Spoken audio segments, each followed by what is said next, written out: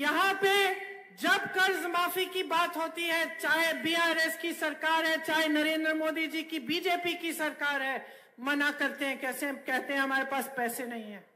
आपने अडानी जी का नाम सुना है? सुना है?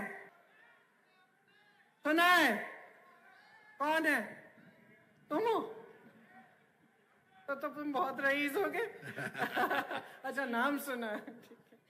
अडानी जी इस देश के वो बड़े उद्योगपति हैं जिनको नरेंद्र मोदी जी ने देश की सारी संपत्ति सौंप दी है। मतलब देश के बंदरगाह, देश के हवाई अड्डे, देश की बड़ी बड़ी कंपनियां सब इस बड़े उद्योगपति को दे रखी है। आप सोच सकते हैं कि देश का किसान एक दिन में 27 रुपए कमाता है और अडानी जी ये सारी संपत्ति को लेकर एक दिन में 1600 करोड़ रुपए कमाते हैं। तो देश की जनता से और प्रदेश की जनता से हर स्तर पर चोरी हो रही है। आपको जागरूक बनना पड़ेगा बहनों और भाइयों। आपको समझना पड़ेगा कि चुनाव में धर्म की बातें, जाति की बातें, आपस में अलगाव की बातें, ये सब बातें चुनाव की बातें नहीं होनी चाहिए। आपको समझना पड़ेगा कि आपके साथ किस तरह का खेल खेला जा रहा है। तेलंगाना में चुनाव बीआरएस और कांग्रेस के बीच में लड़ा जा रहा है। 10 सालों से आपने बीआरएस का काम देखा है।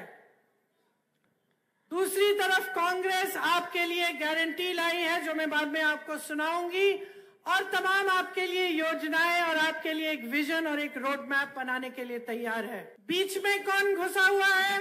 एक तरफ बीजेपी, दूसरी तरफ एमआईएम। बीआरएस दिल्ली में बीजेपी की मदद करती है और बीजेपी यहाँ पे बीआरएस की मदद कर रही है।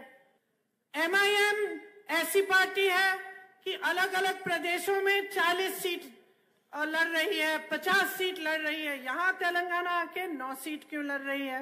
क्योंकि एमआईएम बीआरएस और बीजेपी की मदद करना चाहते हैं। आपने कभी ओवैसी जी के भाषण सुने हैं? सबसे ज्यादा हमला किस पे करते हैं बताओ? राहुल गांधी पे। सबसे ज्यादा हमला ओवैसी जी राहुल गांधी जी पे करते हैं।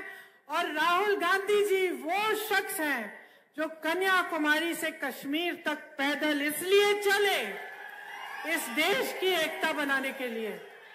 तो ये क्या खेल है बहनों और भाइयों? ये तीनों पार्टियां एक साथ आपके साथ खेल रही हैं। मैं तो कहती हूं कि तीनों नाटू नाटू कर रही हैं। तीनों कांग्रेस को इसलिए रोकना चाहती हैं क्योंकि कांग्रेस इस प्रदेश में भ्रष्टाचार को रोकेगी, क्योंकि कांग्रेस आपके पैसे आपके हाथों में, आपके जेब में वापस डालेगी। आप इंदिरा को क्यों याद करते हैं? क्योंकि उन्होंने आपको आपकी जमीन वापस दी, आपको अपने अधिकार वापस दिए। आप सोनिया अम्मा का आदर क्यों करते हैं?